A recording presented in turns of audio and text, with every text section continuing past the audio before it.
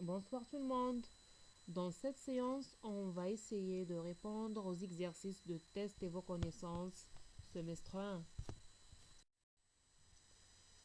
On va commencer par les exercices de la page 114.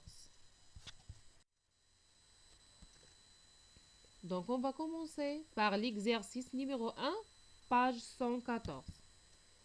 L'exercice numéro 1 dit écrire la lettre ou les lettres correspondantes aux réponses justes. La question 1. Les affleurements granitiques sont sous forme de A. Strates ou bien B. Massif granitique dont la base élargie en fonction de la profondeur. Donc la bonne réponse c'est B. La question numéro 2. La lithosphère disparaît au niveau du rift ou bien au niveau de la zone de subduction. Donc la bonne réponse est B. La lithosphère disparaît au niveau de la zone de subduction. La troisième question est parmi les caractéristiques de l'éruption explosive, A. Un magma très visqueuse, B. Un magma très liquide, C. Un magma riche en gaz. Donc les bonnes réponses c'est A.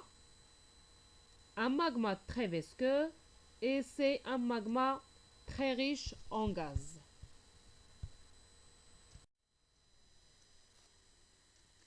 On va passer à l'exercice numéro 2. Donc le document ci-contre montre une coupe géologique de la région d'Agde au sud du Maroc. Question numéro 1. Quelles sont les déformations tectoniques qu'a connues cette région? Donc les déformations souples et cassantes. La question numéro 2.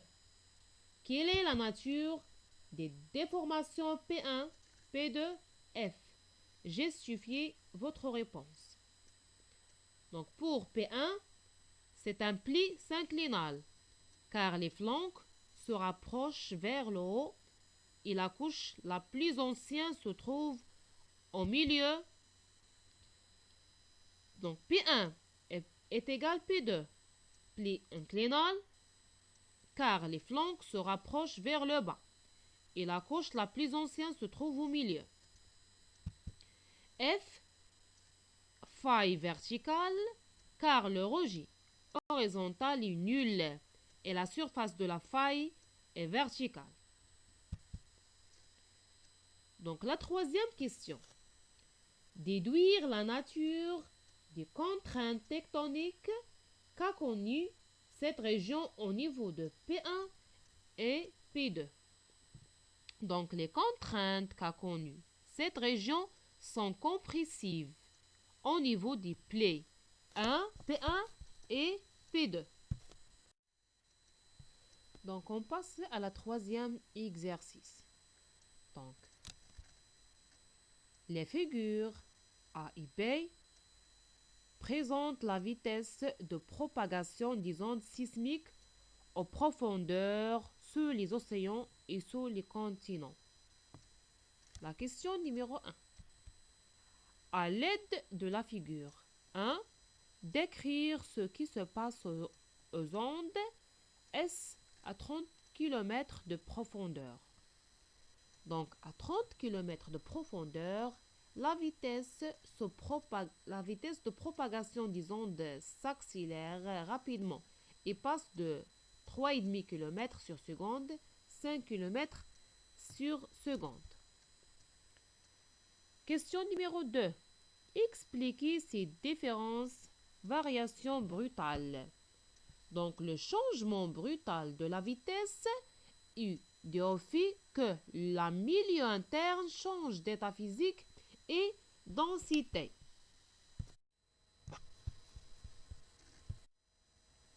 Question numéro 2. En vous appuyant sur la figure B, déterminez les profondeurs où il y a les variations brutales de la vitesse de propagation des ondes sous les océans. Donc, le changement de vitesse des ondes S sous les océans est à 10 km de profondeur. La question numéro 4. Déduire donc l'épaisseur de la croûte terrestre sous l'océan et sous le continent. Donc, je déduis donc que l'épaisseur de la croûte terrestre est de 30 km, alors que la croûte océanique est de 10 km. Donc, la question numéro 5. Comment varie la vitesse de propagation des ondes S à une profondeur de 100 km sous l'océan et sous le continent? Donc, à 100 km de profondeur, la vitesse des ondes S diminue.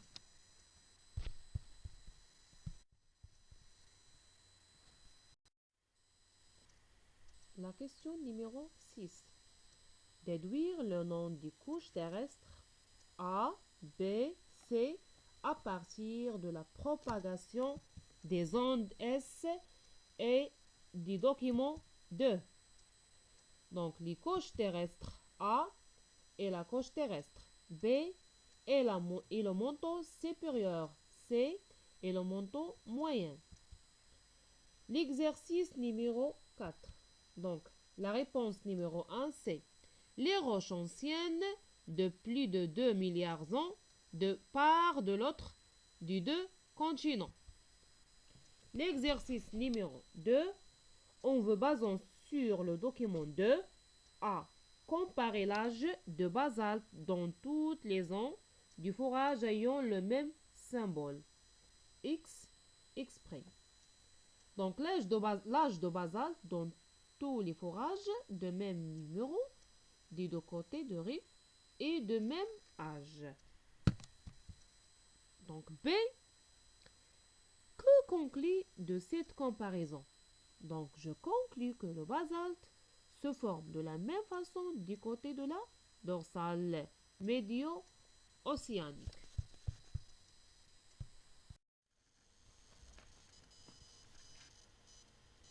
Troisièmement, à partir de vos acquis et des documents, expliquez la cause de l'écartement du continent africain de celui d'Amérique du Sud. Donc, les explosions volcaniques au niveau de Démon se partagent en deux par rapport à l'axe de Démon, ce qui pousse le continent africain vers l'est et celui de l'Amérique du Sud vers l'ouest.